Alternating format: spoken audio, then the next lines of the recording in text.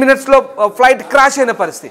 ఒకసారి ఆ దృశ్యాలు చూస్తే కనుక సయీద్ ఖచ్చితంగా ఏ ఒక్కరు కూడా అంబులెన్సులు చేరుకున్నా ఇంకా ఇతరత్ర ఎమర్జెన్సీ టీమ్స్ చేరుకున్నా అందులో బతికే ఛాన్సే లేదన్నట్టుగా మనకు అర్థమవుతుంది సయీద్. అయితే ఎస్ రామ్, అయితే మొత్తం మీద ఏటీసీకి ఇన్ఫార్మ్ చేసినటువంటి పరిస్థితి కనిపిస్తుంది. అయితే ఏటీసీ అంటే మేడే కాల్ చేశారు. మేడే కాల్ అనేది ఫ్లైట్ ఎప్పుడైనా లైఫ్ థ్రెటనింగ్ ఎమర్జెన్సీ సిచ్యువేషన్ ఉన్నప్పుడు కూడా ఈ మేడే కాల్ అనేది చేస్తుంటారు. అయితే మేడే కాల్ పైలట్ చేశారు, కానీ ఏటీసీ నుంచి రెస్పాన్స్ వచ్చే లోపలే ఆ 1 minute గ్యాప్లోనే ఈ ప్రమాదం జరిగింది. అయితే అక్కడ ప్రమాదం జరిగిన వెంటనే కూడా అక్కడ పెద్దగా బ్లాస్ట్ కూడా సంభవించింది. దగ్గర కూడా అక్కడ ఉండే ఆ మంటలు వ్యాపించిన తర్వాత అక్కడ ఉండి చూసిన స్థానికులు చెప్తున్న వివరాల ప్రకారం రామ్దాస్ మొత్తం మీద కూడా ఎవరు బతికి ఉండే అవకాశం ఉండదు అని కూడా అంటున్నారు. ఎందుకంటే ఆ ప్రమాదం తీవ్రత అనేది ఆ రేంజ్ లో జరిగింది. మనము బిట్టివి స్క్రీన్ పైన కూడా చూస్తున్నాము.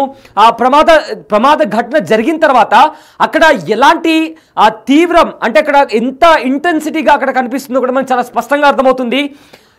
ఏటీసీకి ముఖ్యంగా కాల్ చేసినప్పుడు ఇంజన్ ఫెయిల్యూర్ అయింది, మమ్మల్ని కాపాడండి, సెండర్ సమ్ హెల్ప్ అనే కొన్ని కోడ్స్ ఉంటాయి.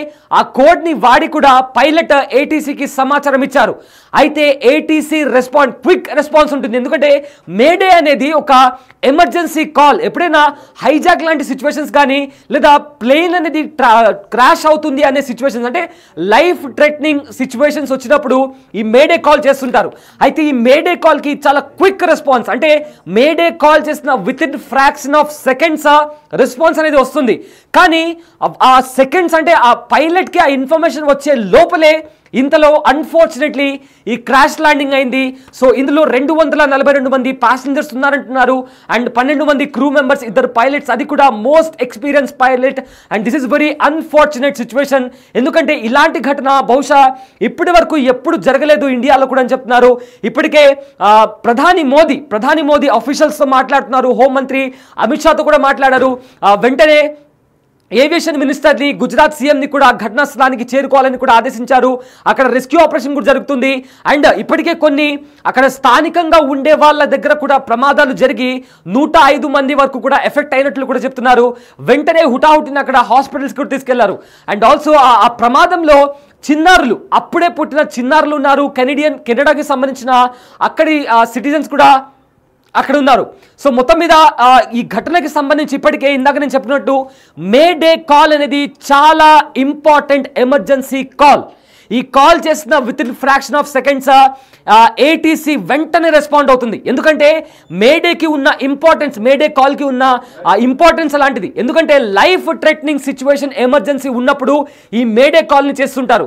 సో అలాంటి మేడే కాల్ చేసిన వెంటనే ఏటీసీ రెస్పాండ్ అయ్యే లోపల అంటే కొద్ది సెకండ్స్, నిమిషాల వ్యవధిలోనే ఈ ప్రమాదం చోటు చేసుకొని అన్ఫార్చునేట్లీ చాలా మంది ప్రాణాలు కోల్పోయే ప్రమాదం ఉందని కూడా చెప్తున్నారు.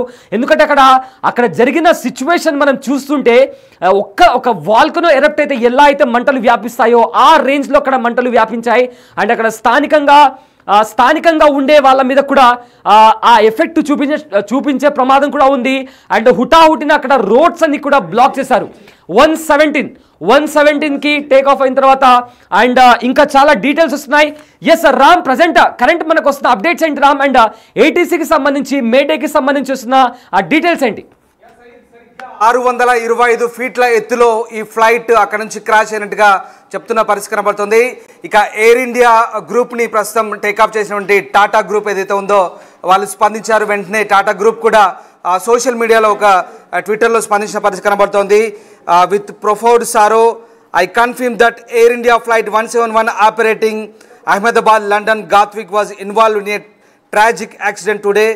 Hour thoughts and deepest condolences are with the families and loved ones అంటూ టాటా గ్రూప్ చైర్మన్ చంద్రశేఖరన్ కూడా స్పందించిన పరిస్థితి కనబడుతుంది. ప్రధాని మోదీ కూడా వెంటనే ఈ వివరాలపై ఆరా తీస్తున్నారు. అటు అమిత్ షాతో మాట్లాడుతున్నారు, రామ్మోహన్ నాయుడుతో మాట్లాడుతున్నారు. ప్రధాని మోదీ కూడా ఎప్పటికప్పుడు ఆరా తీస్తున్న పరిస్థితి. ఒక విషయం గుర్తుపెట్టుకోండి, ఇందులో గుజరాత్ మాజీ ముఖ్యమంత్రి విజయ్ రూపానీ కూడా ఉన్నారు.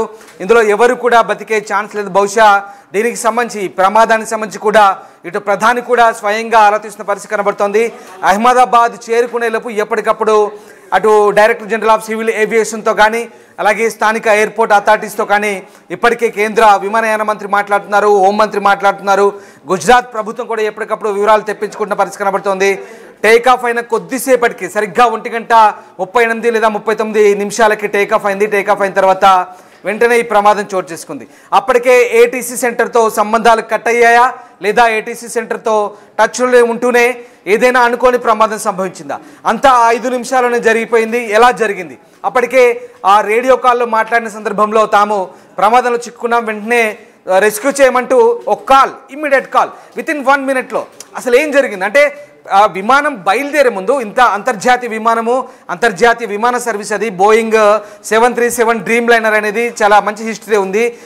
పైలట్లకు కూడా మంచి హిస్టరీ ఉంది. దాదాపు 100 గంటల్లో ఆ విమానాలు నడిపిన హిస్టరీ ఉంది. కానీ ఎలా అంటే విమానం బయలుదేరే ముందు ఇంజన్లు సరిగ్గా చెక్ చేసుకోలేదా, మెయింటెనెన్స్ చెక్ చేసుకోలేదా, లేదా ఫ్లైట్కి సంబంధించిన ఇతరత్ర కారణాలకు సంబంధించి ఏదైనా సాంకేతిక అంశాల పరంగా కూడా పూర్తిగా విమానాన్ని చెక్ చేసుకో. సాధారణంగా విమానాలు బయలుదేరే ముందు, అది కూడా ఇంటర్నేషనల్ ఫ్లైట్ అంతర్జాతీయ గమ్యస్థానాలకు వెళ్లే ముందు ఖచ్చితంగా దానికి సంబంధించినటువంటి పూర్తి సామర్థ్యాన్ని చెక్ చేసుకుంటారు.